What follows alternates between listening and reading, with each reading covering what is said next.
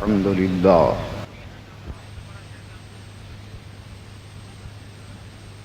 अल्हम्दुलिल्लाहि रब्बिल आलमीन वल आक़िबतु लिल मुत्तक़ीन वस्सलातु वस्सलामु अला सय्यिदिल मुरसलीन व अला आलिहि व सहबिहि अजमईन। अम्मा बाद फ़अऊज़ु बिल्लाहि मिनश शैतानिर रजीम बिस्मिल्लाहिर रहमानिर रहीम इन्नद-दीन इंदल्लाहिल इस्लाम। आमन्तु बिल्लाहि सदक़ल्लाहुल अज़ीम व सदक़ रसूलुहुन नबिय्युल अमीनुल करीम व नहनु अला ज़ालिका लमिनश शाहिदीन व शाकिरीन वल्हम्दुलिल्लाहि रब्बिल आलमीन। झूम कर दरूद पाक का तोहफा पेश करें।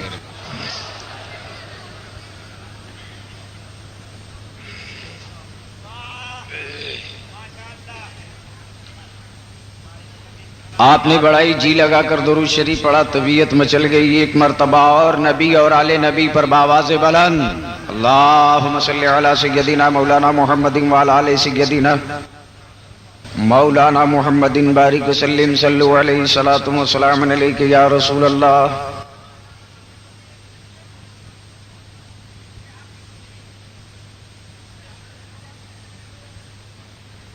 आसमान भी आज तुला है कि हम भी आतंकवाद फैलाइबे करेंगे।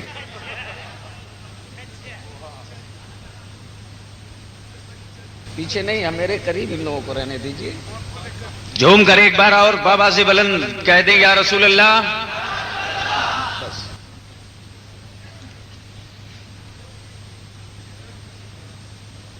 कारी कलीम साहब किबला, कलकत्ते में आज कोई प्यासा तो नहीं था?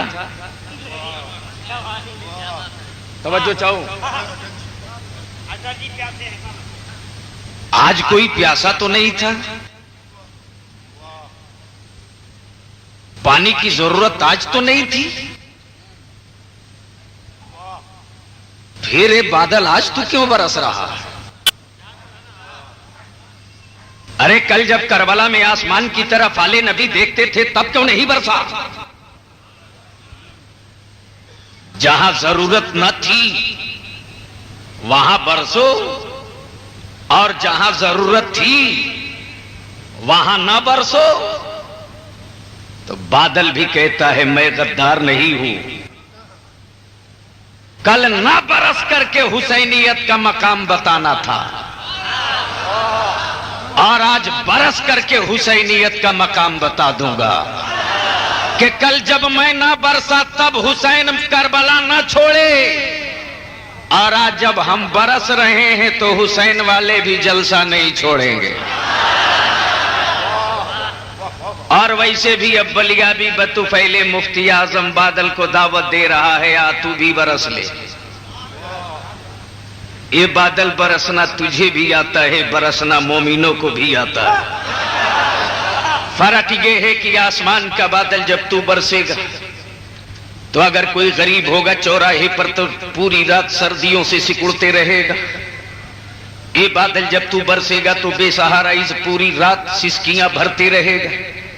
ये बादल जब तू बरसेगा तो तेरी सर्द लहरों से गरीबों मजबूर परेशान हो गए। ये बादल जब तू जी भर के बरसता है तो बेघर वाले पूरी रात सिसकियां भरते। ये बादल जब तू बरसता है तो बेसहारा परेशान होते। लेकिन ये बादल याद रख, जब मोमिन की आंखें बरसती हैं तो जहन्नम का शोला बुझने लगता है, जहन्नम के शोले ठंडे पड़ने लगते हैं। तो अब मैं आपको भी दावत देता हूं और बादल को भी कहता हूं बरस लो, हसरतें मिटा लो। अहले स्टेज की तवज्जो चाहो। और ये भी मैं पूरे यकीन के साथ बोलता हूं कि जब आप मर्दानगी के साथ अड़ जाओगे ना कि ये बादल तू बरस,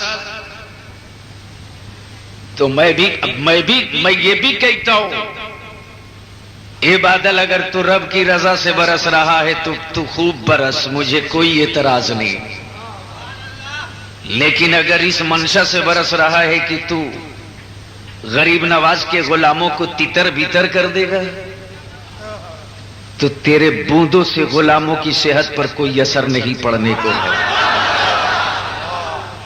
मुलाहिजा फरमाएं, बरस रहा।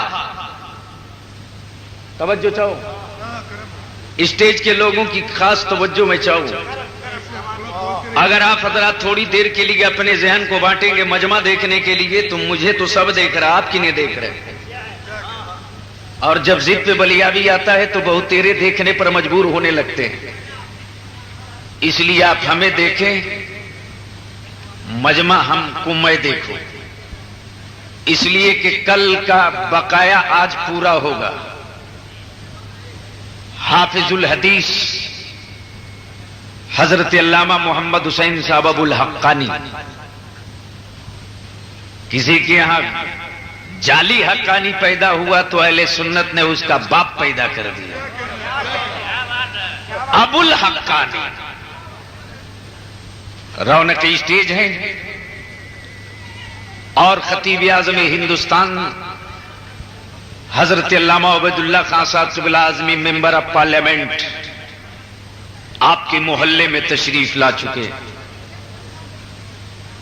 कल मैंने वादा किया था, वादे के मुताबिक थोड़ा सा मौका हाथ लग रहा है। जहां तक आज वक्त दे रहा है चल रहा हूं, बकिया कल इंशाअल्लाह मदरसा इश्तियाकुल उलूम में। बस यही से एक मर्तबा मुड़ जाइए और एक बार जी लगा के कह दीजिए या रसूल अल्लाह। और अब बारिश ही से शुरू हो जाओ। ये आसमान तो बरस रहा है, जी भर के बरस ले, लेकिन ये बादल उस रोज क्यों नहीं बरसा जिस रोज नन्हे अली असगर का हुलकूम खुश्क हो चुका था। बादल उस दिन क्यों नहीं बरसा जिस दिन सैयदा ज़ैनब हवाओं में आंचल लहराकर पानी मांग रही थी। ये बादल उस रोज बरस लिया होता जिस रोज नहरे फरात की साहिल पर अब्बास अलंबरदार मशकीजा लेकर उतरे थे। बादल उस दिन क्यों नहीं बरसा जिस रोज हुसैन मुश्तबा शेरखार नन्हे अली असगर के लिए पानी के वास्ते इरशाद फरमाए थे, इब्ने ज़ियाद जंग तो तुझको हुसैन से है, 6 माह के शेरखार बच्चे ने तेरा कुछ नहीं बिगाड़ा है।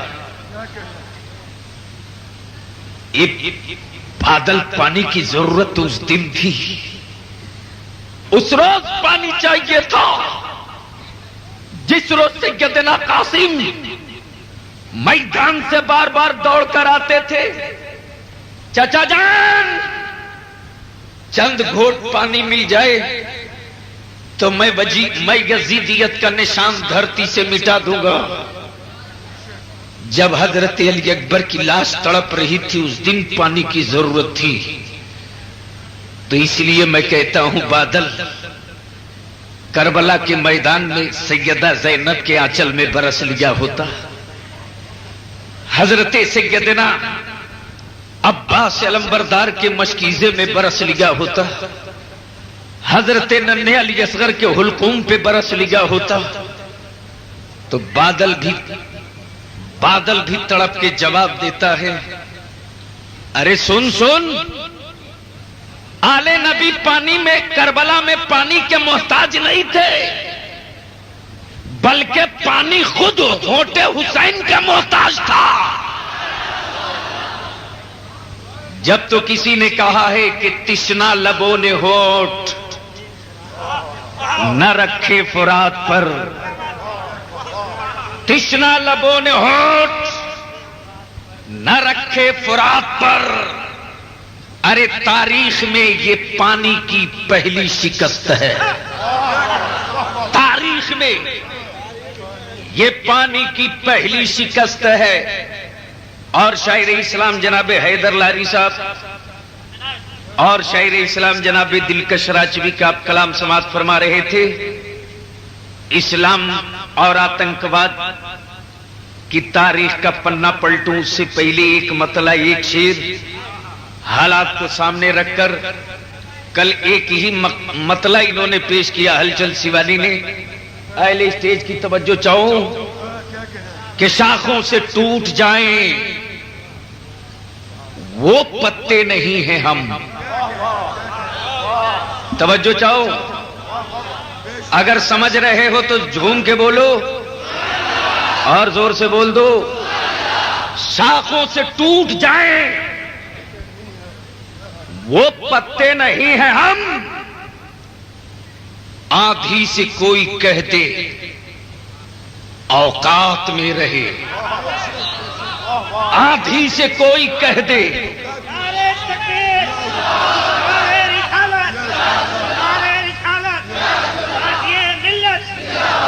आंधी से कोई कह दे औकात में रहे।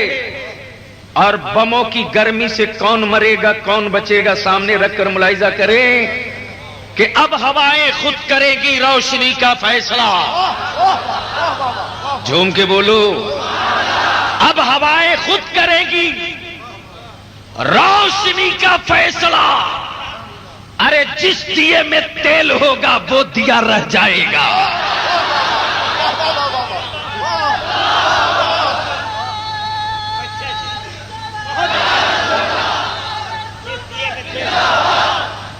जिस दिए में तेल होगा, अब हवाएं खुद करेंगी रोशनी का फैसला। जिस दिए में तेल होगा वो दिया रह जाएगा। और भारत के मुसलमानों की जानिब से एक शेर कि इस्लाम के शेरों को छेड़े न कोई वरना। इस्लाम के शेरों को छेड़े न कोई वरना। अरे ये मिटते मिटाते भी दुनिया को मिटा देंगे। ये मिटते मिटाते भी दुनिया को मिटा देंगे। आज लोग कहते कि इस्लाम आतंकवाद फैलाता, इस्लाम टेररिज्म फैलाता। मैं पूछना चाहता हूं, इस्लाम आया नहीं, बेटियों को जिंदा गाड़ा जा रहा। यह आतंकवाद किसने फैलाया था? एक खुदा ने पैदा किया, अनेकों की पूजा की जा रही। यह आतंकवाद किसका है? जो खुदा जिंदगी दे उस खुदा की इबादत न करके अपने हाथ के बनाए हुए माबूदों को खुदा कहो, यह आतंकवाद नहीं तो क्या है? और भारत के प्रधानमंत्री कहते बुत शिकन लोगों की शिकस्त हो गई। मैं कहता हूं बुत शिकन लोगों ने कभी बुतों के मानने वालों से शिकस्त नहीं खाई है, बल्कि बुत शिकन लोगों ने बुतों के मानने वालों के सीने पर चढ़कर वहदानियत का झंडा गाड़ा है। अगर वो झंडा ना गाड़ा होता तो खाने काबा से बुत ना निकाले गए होते, खाने काबा से लात बाहर ना हुआ होता, खाने काबा से होमल ना निकाला गया होता, खाने काबा से मनात बाहर ना हुआ होता। गोया बुत शिकन की बात करने वाले प्रधानमंत्री, अरे आपकी तकदीर में हार है और मुसलमानों की तकदीर में जीत है। तुम अपनी हार लेके रहो, हम अपनी जीत लेके रहो।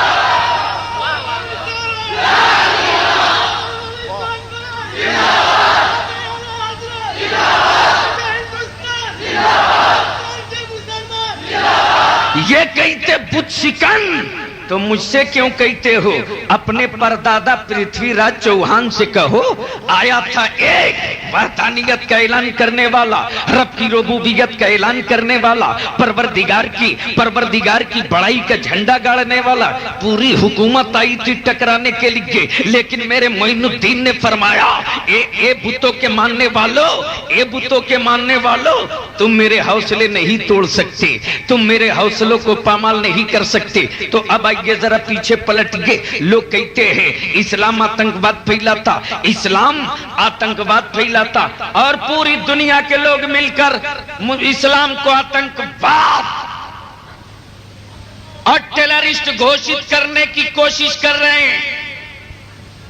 लेकिन मैं पूछना चाहता हूं उन लोगों से जो अपने आप को खोखले अमन के लंबरदार माने जाते, जो अपने आप को शांति के निशान समझाने की कोशिश करते।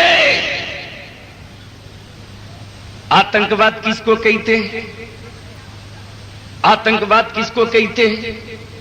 तो उसकी परिभाषा यह है कि किसी को आतंकित करना, खौफ ज़दा करना, डराना। इसी का नाम आतंकवाद है ना। इस्लाम नहीं आया था, बेटियों को जिंदा गाड़ा जा रहा था, आतंकवाद सामने नाच रहा था। एक खुदा ने सबको पैदा किया, लेकिन एक खुदा को ना मानकर अनेकों बाप को मान रहे हैं। यह आतंकवाद मिटाने चले।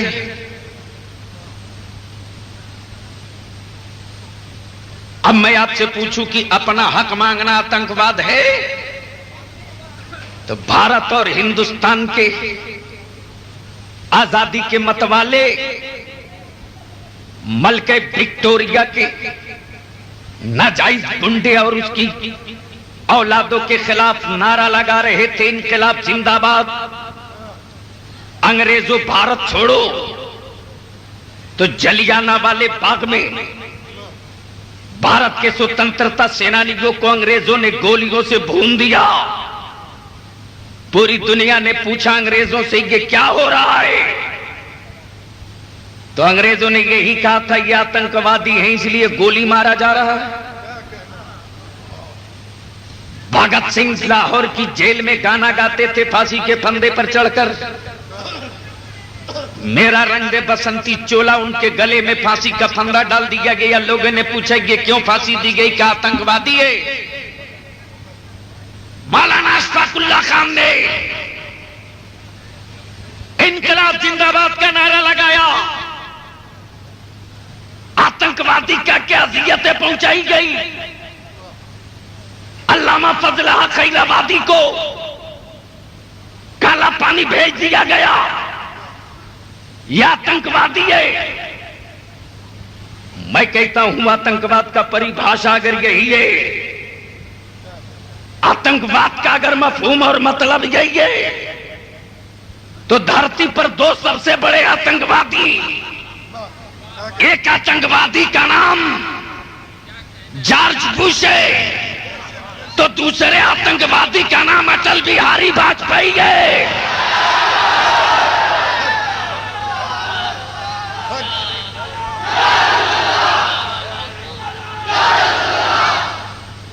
हक मांगना अगर आतंकवादी का काम है, तो भारत के प्रधानमंत्री ने उस स्वतंत्रता सेनानियों का खून बेच दिया अमेरिका के सामने।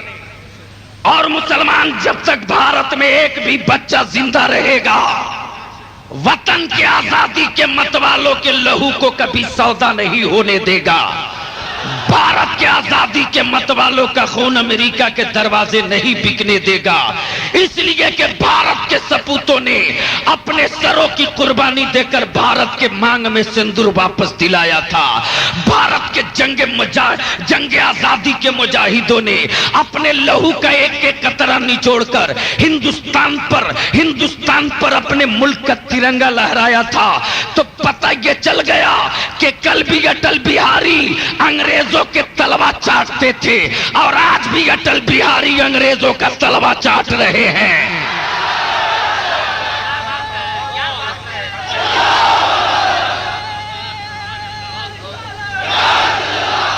लेकिन हर आतंकवाद का जवाब इस्लाम ने बड़ी खूबसूरती से दिया।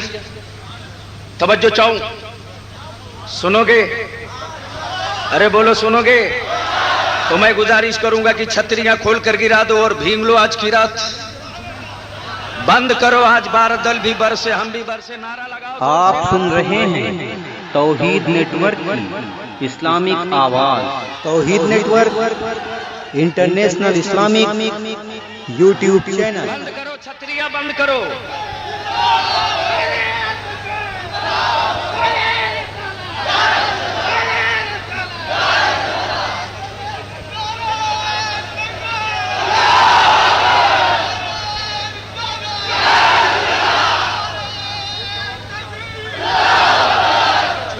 अब मैं गुजारिश कर रहा हूं, छतरियां बंद कर दो। और अब बादल को बलियावी ललकार के बोल रहा कि बरस अब तू बरस, देखता हूं तेरे कलेजे में कितना जान है। बरस, आज गौसुल आजम के गुलाम भी अकीदत में खूब बरसेंगे। बरस ले, आज हुसैन का वास्ता है, तुझको बरस के दिखा। अगर बरसना है तो जी खोल के बरस ले, वरना वापस चला जा। इसलिए कि इस वक्त आतंकवाद और इस्लाम दोनों का मुकाबला रूबरू होगा। अब देखना यह है कि इस्लाम के सामने आतंकवाद कई मिनट तक खड़ा रह सकता है। अब मैं आपको आवाज दे रहा हूं कि जो जहां खड़े हैं अपनी जगह कुर्सी लेकर बैठ जाइए, वरना अपने घरों में जाकर आराम से सो जाइए। 5 भी रहेंगे तो बलिया भी उसी रंग से बोलेगा, 5 लाख में भी उसी रंग से बोलेगा। झूम कर बोले एक बार या रसूल अल्लाह। अब आइए तवज्जो चाहूं पहले स्टेज की, मुलाहिजा फरमाए दिल के साथ। इस्लाम आया नहीं, आतंकवाद की नाच शुरू है।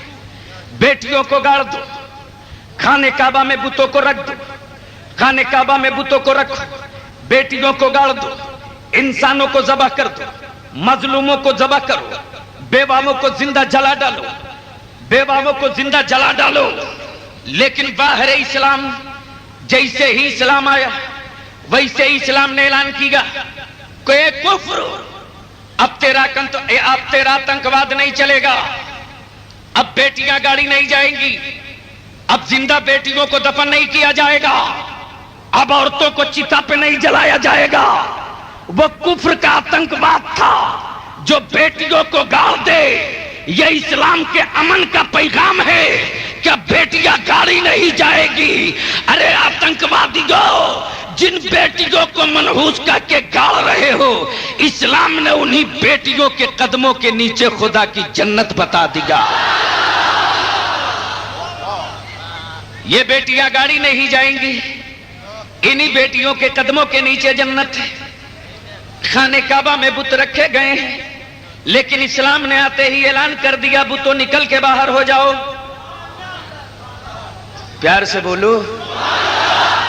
काबतुल्लाह में रखे हुए बुतों की से काबे की सफाई के लिए रसूलुल्लाह गए हैं। एक कुफ्र, अब तेरा आतंकवाद नहीं चलेगा, रसूलुल्लाह गए हैं। एक कुफ्र, अब तेरा आतंकवाद नहीं चलेगा, मुहम्मदुर रसूलुल्लाह गए हैं। अब बेटियां नहीं गाड़ी जाएंगी, अमन के मुकम्मल निशान मुहम्मदुर रसूलुल्लाह गए हैं। गोया इस्लाम नहीं आया है, आतंकवाद की नंगी नाच नाची जा रही है। मैं कहता हूं यह आतंकवाद नहीं तो और क्या है कि भारत का प्रधानमंत्री खूब खाए, इतना खाए कि खा के बौड़ाहा हो जाए, और देश के गरीबों को सूखी रोटी न मिल सके। इंसानों को भूखा मारना आतंकवाद है। लेकिन बाहरी इस्लाम ने अपने मानने वालों को सबक पढ़ाया। मेरे मानने वालों, अगर तुम खाना खा लिए, तेरे पड़ोस में कोई भूखे सो गया तो तेरा खाना हराम। तो भारत का प्रधानमंत्री खा खा कर आतंकवाद फैलावे, और जो बेचारे भूखे मर रहे हैं उनको आतंकवादी कहे। लेकिन इस्लाम आया तो ऐलान करके कह दिया, चाहे राजा हो या प्रजा, हाकिम हो या महकूम, अपने मकान के पड़ोसी का ख्याल रखो। इसलिए कि भूखे मारना लोगों को ही आतंकवाद है, और भूखों को खाना खिलाकर सुलाना ये इस्लाम का पैगाम है। तो तुम भूखे मार कर आतंकवाद फैलाओ, और इस्लाम भूखों को खाना खिलाकर अमन फैलावे, और ये कहते कि इस्लाम आतंकवादी। हजरत एक बड़ा प्यारा शेर है। एक ही शख्स ने इस दर्जा डराया उनको, इशारे में समझो, एक ही शख्स ने इस दर्जा डराया उनको कि अब तो हर सिख भी ओसामा सा नजर आता है।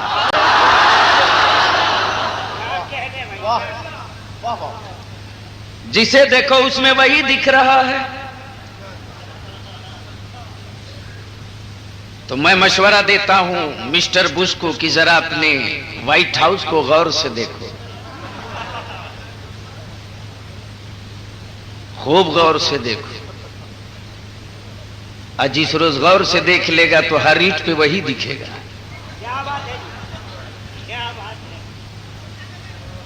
यह आतंकवाद नहीं तो क्या है? मुजरिम का जुर्म साबित ना हो और तुम बम बरसाओगे। अरे तेरी मां दूध पिलाई तो पहले जुर्म साबित कर। यह तो हिजड़ों का काम है। किसी भी देश की मर्यादा होती है। वो लोग चले हैं टेररिस्ट, इस्लाम को टेररिस्ट घोषित करने के लिए, जो अपने वतन के हाई कोर्ट के कानून का उल्लंघन करते। हाई कोर्ट ने कानून बना दिया और फैसला कर दिया कि बाबरी मस्जिद में कोई भी किसी भी समुदाय का इंसान नहीं जा सकता। लेकिन मिस्टर अशोक सिंघल और भारतीय जनता पार्टी के लोग अभी चंद रोज पहले बाबरी मस्जिद के सहन में घुसे थे। तो जो इंसान अपने मुल्क के अदलिया और कानून की धज्जी उड़ा दे, उसको ये आतंकवादी नहीं कहेंगे।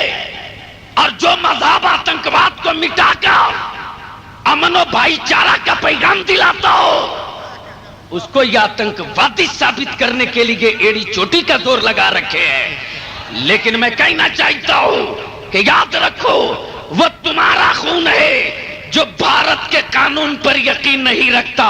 मुसलमान अपने हिंदुस्तान को अपने जान से ज्यादा महबूब रखता है, अपने वतन की भी हिफाजत करता है और वतन के कानून की भी हिफाजत करता है। नारे तकबीर, नारे तकबीर, नारे रिसालत, आज ये मिल्लत, गुलाम रसूल बलियावी। जल्दी से बैठ जाइए, जल्दी बैठ जाइए। मैं समझ रहा हूं कि अभी थोड़ी देर के बाद एक भी कुर्सियां नहीं खाली रहेंगी। झूम कर बोलो एक बार, अल्लाह के या रसूल अल्लाह। अब कोई आदमी बताओ, पानी पड़ रहा है? अरे बारिश हो रही है बारिश बहुत कम है। जब तक छतरी लगाए रहोगे ना, वैसे वो मजाक करते रहेगा। अरे जब तू सीना खोल के खड़ा हो जाएगा ना, तो दुनिया को भागना पड़ता है। प्यार से बोलो और जोर से बोल। जब वो मरने के लिए तुल गए तो कोई मारने वाला नहीं मिल रहा, और जब डरोगे तो सब डराएगा। अब एक बार और झूम कर दरूद पाक पढ़ लो नबी और आले नबी की बारगाह में। अल्लाहुम्मा सल्ली अला सय्यदिना मौलाना मुहम्मदिन व अला आलि सय्यदिना मौलाना मुहम्मदिन बारिक व सल्लिम सल्लु अलैहि सलातु व सलाम अलैका या रसूल अल्लाह। जोर से बोल दो या रसूल अल्लाह। स्टेज की तवज्जो चाहो मौलाना थोड़ी देर, बस 5-10 मिनट और, इसलिए कि मेरे बाद दो बड़ी धमाल वाली तकरीरें समाप्त करनी। एक तो हाफिजुल हदीस साहब के सामने तशरीफ फरमा है, और दूसरा अल्लामा उबैदुल्लाह खान साहब आजमी आपके मोहल्ले में तशरीफ फरमा। आज आपको इंतजार नहीं करना है कि आने वाले दोनों आ चुके। मैं सिर्फ खूंटी गाड़ के चला जा रहा हूं, ये उलमाए कराम मुकम्मल शामियाना लगा देंगे। तवज्जो चाहूं। अब आइए चलिए देखिए आतंकवाद की परिभाषा। कुफ्र ने आतंकवाद फैलाना शुरू किया। किसी प्यासे को पानी न देना आतंकवाद, भूखे को खाना न देना आतंकवाद, किसी बूढ़े पर जुल्म करना यह आतंकवाद, बच्चे का हाथ काटना यह आतंकवाद, गिरे हुए को ऊपर लाठी मारना यह आतंकवाद, किसी जख्मी को मार डालना यह आतंकवाद, बहु बेटियों की आबरू लूट लेना यह आतंकवाद। दूसरे ने कामिल, फिर जब दूसरा दुआ शुरू किया तब पहले ने आमीन कहना शुरू की। अब जो दूसरा दुआ करता तो ये कहता, मेरे परवरदिगार जब कल सुबह मैं मैदान कारजार में उतरूं तो दुश्मन मुझको चारों तरफ से घेरे, और मैं ऐसा वार करूं कि मेरे वार की जद से जितने आ जाए कोई सलामत न बचे। मैं इतना जबरदस्त वार करूं कि जो मेरी जद में आ जाए सब सबकी सब ढेर हो जाए। दूसरे ने कहा आमीन। जब दोनों ने दुआएं अपनी अपनी कर ली तब उसके बाद दूसरे वाले ने कहा मेरे भाई तुमने कैसी उल्टी दुआ की, तुमने मारने की दुआ ना की, अपना हाथ कटाने की दुआ की, अपनी जबान कटाने की दुआ की, अपनी गर्दन कटाने की दुआ की। तो पहला अर्ज करता हाँ जो मैंने समझा वो मैंने दुआ की, जो तूने समझा वो तूने दुआ की। यह बता तूने फकत मारने की क्यों दुआ की? तब पहला बोल दूसरा बोल, तब पहले तुम बताओ तब बताओ। तब अगले ने कहा कि नहीं पहले तुमने दुआ की मैंने आमीन कही, इसलिए पहले तुम बताओ फिर बाद में मैं बताऊंगा। तो पहले ने कहा नहीं पहले मैंने दुआ की तुमने आमीन कही, अब तुम कहो पहले बताओ, इसलिए कि दुआ में पहल मैंने की आमीन तूने की, तो अब बताने में पहल तुम करो। तो दूसरे ने बताना शुरू किया कि इसलिए मैंने ये दुआ मांगी कि कल मैदान क़यामत में जब मैं उठूं तो मेरा जिस्म पूरा लहूलुहान हो और मेरा परवरदिगार जब मुझे आवाज देकर पूछे मेरे बंदे बोल क्या लाया है, तो मैं ये फख्र के साथ कह सकूं मेरे परवरदिगार मैंने काबे के ये दुश्मन लाए हैं, मैंने ये कुरान के बागी लाए हैं, मैंने तेरे रसूल के ये गद्दार लाए हैं। गद्दारी की हाथ काट लिया, बगावत की जबान काट लिया, नाफरमानी की गला काट लिया। फिर दूसरे ने अर्थ फरमाया कि अब तुम बताओ कि तुमने क्यों ये दुआ की कि परवरदिगारा मेरी जबान काट ले, मेरा हाथ काट ले। तो दूसरे की आंखों में आंसू तैरने लगे, अर्ज करने लगा मेरे भाई कल मैदान क़यामत के दिन जब मेरा परवरदिगार पूछेगा कि बोल तू क्या लाया है, तो मैं अपना कटा हुआ हाथ मौला की बारगाह में पेश करके अर्ज कर दूंगा परवरदिगार ये मेरे पास मेरा हाथ था, मैंने तेरे इस्लाम के लिए इसे लुटा दिया, तेरी दी हुई जबान मेरे पास थी, मैंने तेरी जगह के लिए वो जबान दे दी, मेरे पास सर था, मेरे परवरदिगार अज़मत इस्लाम के लिए मैंने सर भी दे दी।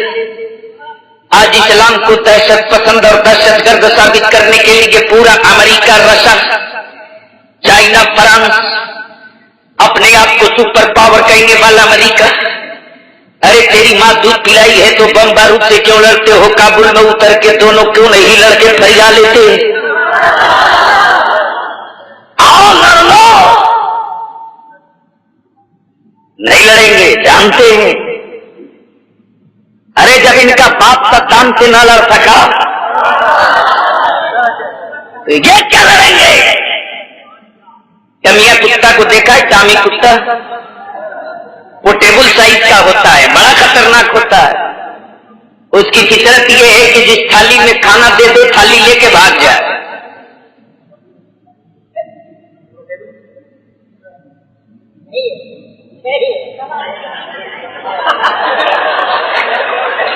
इनकी तरफ नहीं, विलियम टॉनी बिलियन, ये है टॉमी बिलियन। हमारे गांव का जो देसी लग टॉमी है, देसी इंडियन, तो अमेरिका ने भी सोचा कि हम भी एक टॉमी पाल लें, तो उसने भी एक खोज के निकाला और दोनों की फितरत एक दिख रही है। मैं पूछता हूं अमेरिका तू बता, आज बरसों से बैतुल मुक़द्दस पर मेरे कब्जा है, मिस्टर जाट पूछ तेरी रखेल की औलाद इस्राइल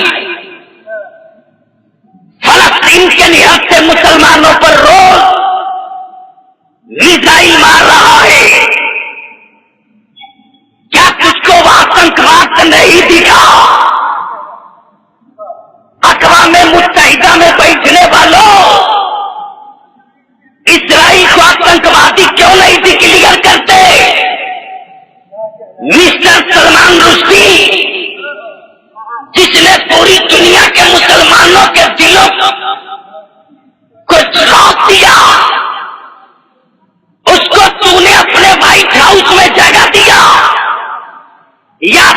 आतंकवाद नहीं था। तस्लीमा नसरीन ने इस्लाम की अजमत को नीचे दिखाया, तूने उसकी हिफाजत की, क्या यह आतंकवाद नहीं है?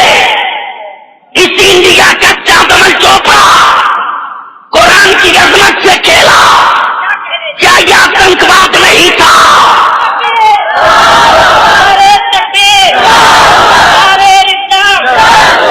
तो अगर इस्लाम बचाने का नाम आतंकवाद है तो हम पूरी दुनिया कुफ्र को दावत देते हैं कि मुझको आतंकवादी कहने में देर मत करो, इसलिए कि इस्लाम बचाना मेरी आदत है।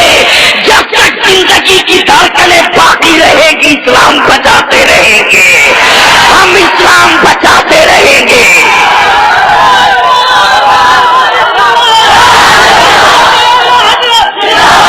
हम सलमान रुश्दी को नहीं उठने देंगे, तुम मुझे आतंकवादी कहो, हम तस्लीमा नसरीन जैसे आवारा औरत को नहीं पनपने देंगे। हमें तुम आतंकवादी कहो, हम बैतुल मुक़द्दस पर यहूदियों का झंडा नहीं लहराने देंगे। तुम हमको आतंकवादी कहो, हम भारत का राज नहीं बेचने देंगे।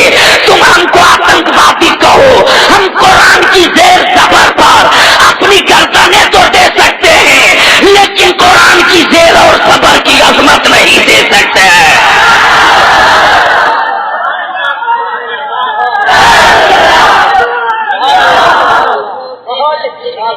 इस्लाम बचाने का नाम आतंकवाद है। तो हम मिस्टर अटल बिहारी को 100 बार शुक्रिया अदा करते हैं। अभी तो ये खोज रहे हो ना, एक तलाश रहे हो ना। अगर तूने मुसलमानों को बहुत तंग किया तो पता चला कि मुसलमान का हर बच्चा वही बन के खड़ा हो जाए। कितना रोकोगे?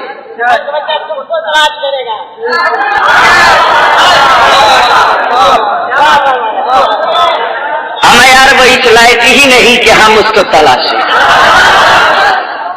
इसलिए कि मुसलमान बूढ़े पर हाथ नहीं उठाते।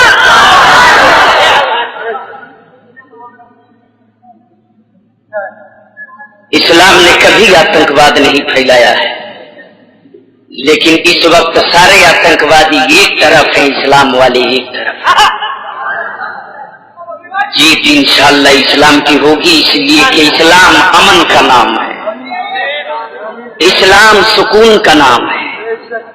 और मैं आपसे भी गुजारिश करूंगा मेरी मिल्लत के नौजवानों, खबरदार कभी भी कोई वो काम मत करना जिससे इस्लाम को दहशतगर्द कहने वालों को मौका मिले।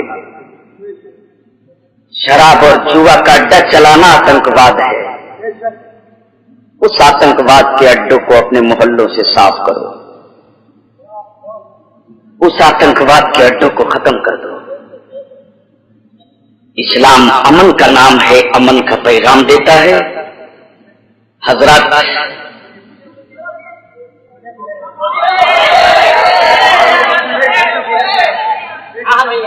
ऐसा है कि 4:30 बजे तक जलसा चलेगा, लास्ट 1 मिनट, लास्ट 4:30 तक 12 बजने वाला है। और सुपर पावर के मुकाबले में सुपर 2-2 खतीब है। नारे तकबीर, नारे तकबीर, नारे रिसालत, कुल इन ख्वाजा हिंद वली कॉन्फ्रेंस, राज़िए मिल्लत हजरत मौलाना गुलाम रसूल बलियावी, बाशिंदगान कलकत्ता, नारे तकबीर।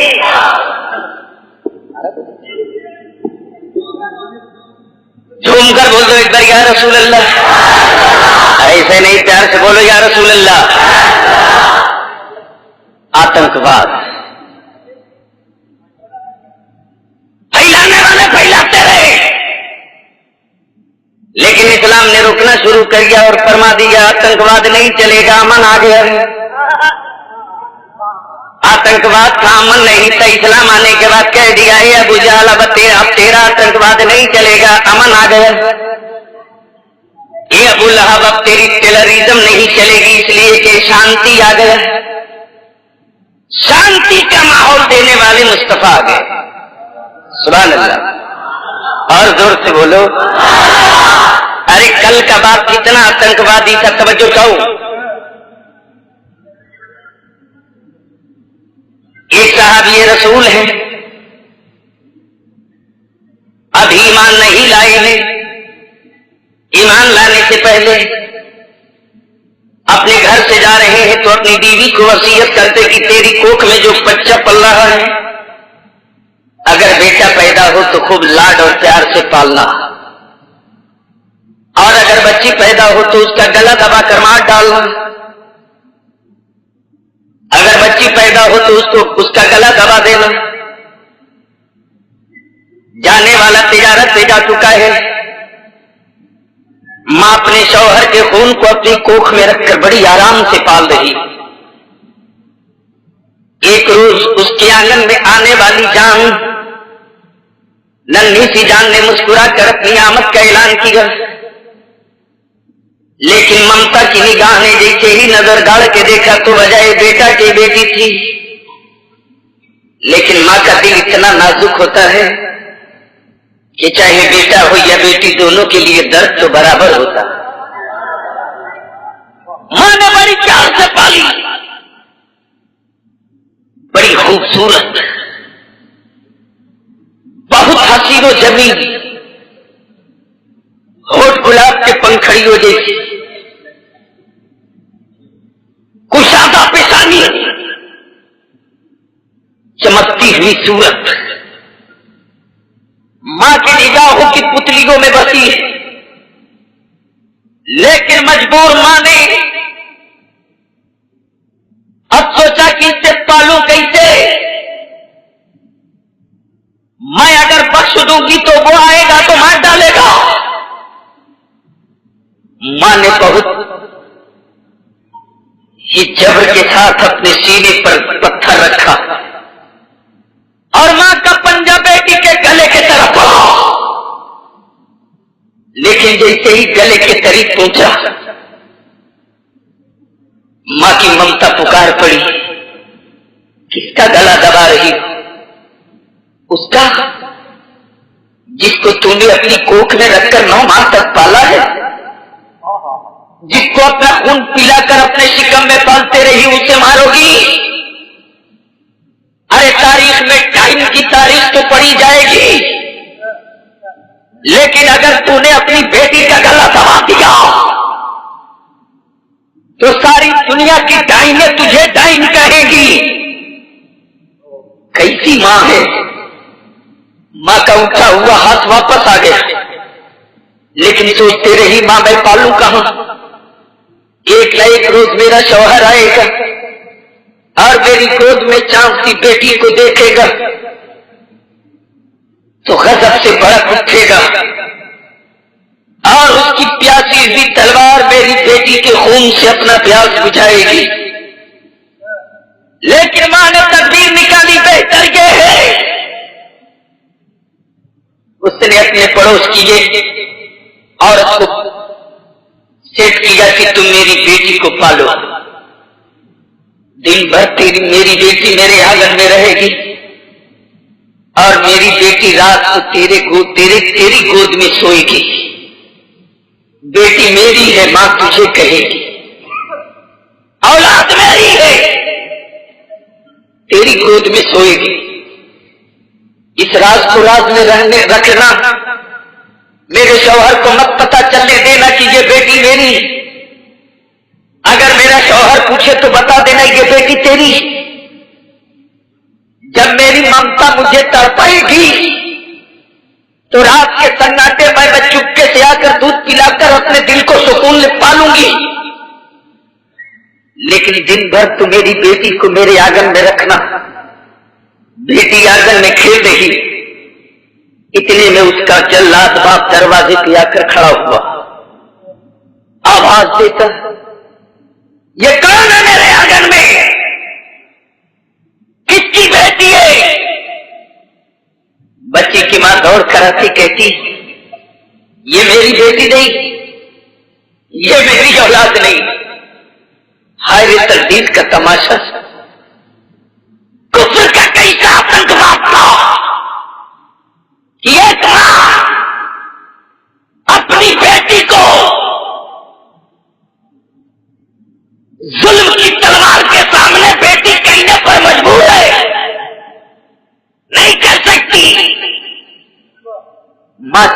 कहती ये पड़ोस की बेटी दिल बहलाने के लिए अपने आंगन में लाई।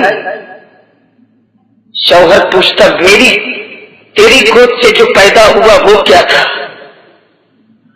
बीवी जवाब देती मेरे सरताज ये जो बच्ची खेल रही है ना, देखो ना कितनी खूबसूरत इसकी पेशानी, देखो कितने अच्छे होंठ हैं, कितनी अच्छी आंखें हैं इसकी, देखो देखो ये गुड़िया सी बच्ची ठीक इसी तरह तेरी बेटी थी, लेकिन मैंने तेरी वसीयत के मुताबिक पैदा होते ही गला दबा के मार डाली।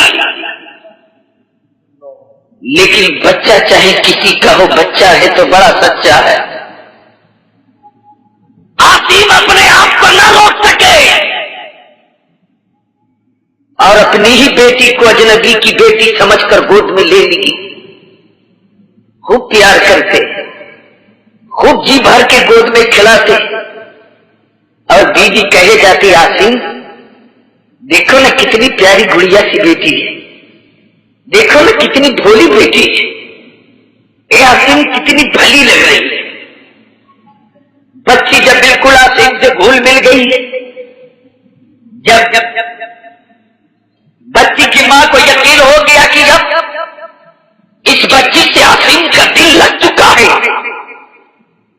जब ये प्यार कर लिया है तो कत्ल नहीं करेगा,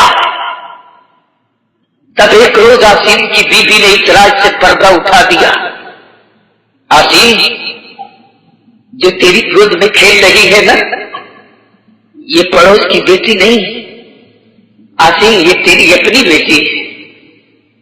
लेकिन अफसोस आसिम बेटी तेरी गोद में खेल रही है, बेटी अपने बाप की गोद में खेल तो रही है लेकिन अपने बाप की गोद में बैठकर भी बाप कहने से मजबूर है। इसलिए कि अगर बाप कही देती तो तेरी जुल्म की शमशीर इसकी गर्दन उड़ा देती। लेकिन आसिम का दिल जब लग चुका, एक रोज बेटी मां की गोद से लिपट कर सोई। रात का पिछला पहर, आसिम आते उस बच्ची को गोद से निकालते, बेटी बड़ी प्यार से अपने बाप की तरफ आंखें फाड़ के देखती, अब्बूजान रात के पिछले पहर मां के ममता के आंचल से आपने उठा दिया। बाप कहता बेटी यहां दावत में चलनी, बेटी उंगली थामे चल पड़ती। वीरान रास्ता, वीरान इलाका, रात अंधेरी, बाप के पैरों की उंगलियां जख्मों से निढाल हो चुकी। एक बाप के तलवे में कांटा चुभा है, बाप के पैरों से खून का फव्वारा उबलता। बेटी दौड़ पड़ती, अपना कुर्ता फाड़कर बाप के तलवे में पट्टी बांधती। अब्बूजान बाप का खून गिराकर दावत की रोटी हमको नहीं खानी है। अब्बूजान लौट चल गए, वापस तो चल गए, आपकी उंगलियां जख्मी हो गई है, लौट चल गए। लेकिन बाप तो बिल्कुल, बाप के सीने पर बिल्कुल आतंकवाद का पहाड़ रखा हुआ है। कुफ्र रंगी नाच नाच रहा था। बेटी गाड़ी जा रही थी, बाप एक रेगिस्तान में ले गया, बेटी को गड्ढा खोद कर उतार दिया, कमर भर मिट्टी डाल चुका। बेटी कहती मेरे बाप जल्लादों की तारीख तो पढ़ी जाएगी, लेकिन ये भी तारीख बड़े सुनहरे हुरूफ से लिखी जाएगी कि जिस बाप ने अपने खून से पैदा किया था, उसी बाप ने अपनी बेटी को जिंदा गाड़ा था। ए मेरे बाप, जिंदगी देने वाला तू नहीं, जिंदगी देने वाला कोई और है। बेटी की गैरत ललकारती आसमान की तरफ देखकर बेटी ने बड़ी हसरत से आवाज दी थी, ए जिंदगी देने वाला, कब तक जिंदगी जिंदगियों को जिंदा गाड़ा जाएगा। आखिर करने वाली जिंदगियों का मुहाफिज कब आवेगा? करने वाली बेटियों का मुहाफिज कब आवेगा? बाप के जुल्म से बेटियों को आजादी दिलाने वाला कब आवेगा? कुफ्र के आतंकवाद से बेटियों को अमन के दामन में छुपाने वाला कब आवेगा? बेटी की आँख ही जोर से आजम के कंगूरों से टकरा रही थी, बच्ची की आँख ही जोर से आजम के कंगूरों से गूंज रही थी कि अचानक 12 रबीउन नूर को पूरी दुनिया की गढ़ने वाली बेटियों को मुस्तए जाफदा मुस्तए हक सुनने को मिला। एक गढ़ने वाली बेटी को अरे अब तुम नहीं गाड़ी जाओगी, इसलिए कि गढ़ने वाली बेटियों का बचाने वाला मोहम्मद रसूलुल्लाह आ गया।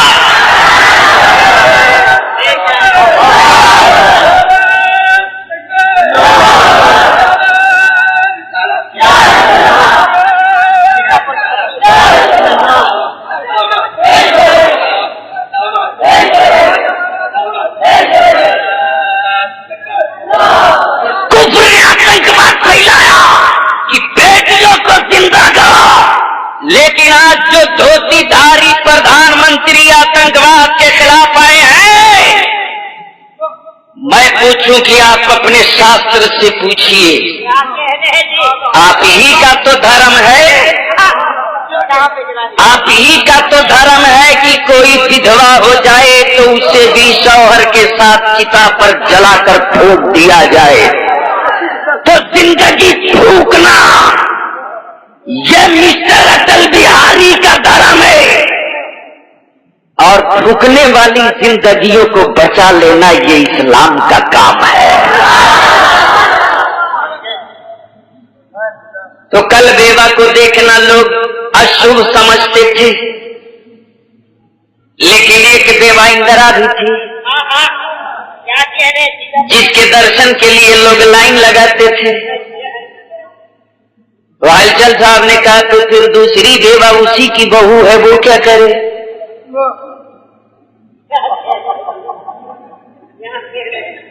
मैंने कहा दूसरी बेवा तो ये सोच रही है कि ये ब्याह हुआ कुंवारा जल्दी कुर्सी छोड़े तो मैं बैठूं।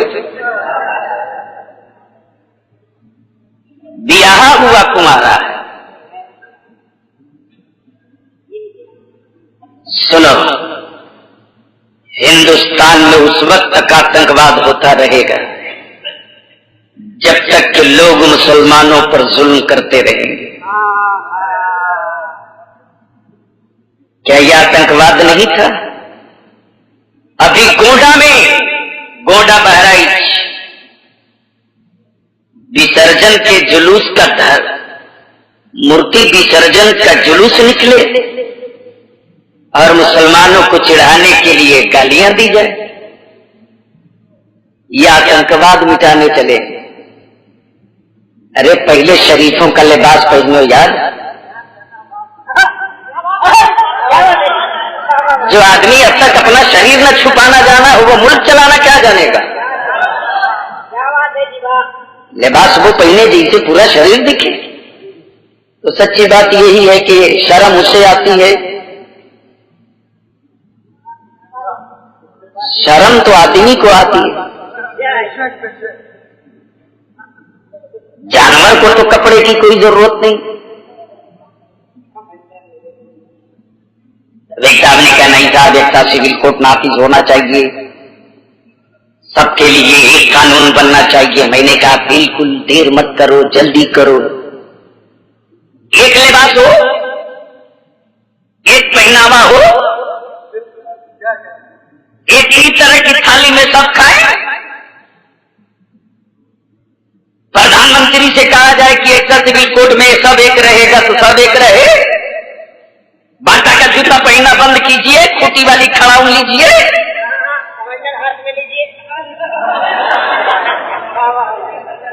शीशा के गिलास में मत पानी पीजिए, कद्दू की तुमड़ी कटवाइए, और ब्लैक कैट कमांडो लेकर मत चलिए, सड़सा रखिए।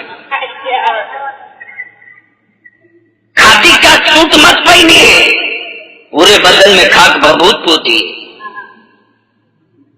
हवाई जहाज में दाढ़ी मोछ मत बनवाइए, लंबा बढ़ने दीजिए।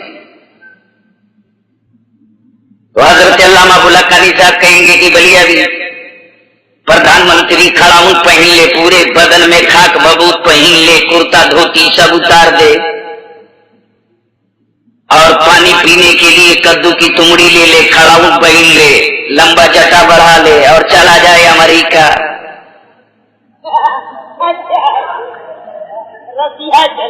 सब भाग जाएंगे अमेरिका छोड़ के। भागो, इंडिया का भूत आया है। आदमी लिबास पहनता है, ये कौन है? इस्लाम के शेरों को छेड़े न कोई वरना हम मिटते मिटाते भी दुनिया को मिटा देंगे।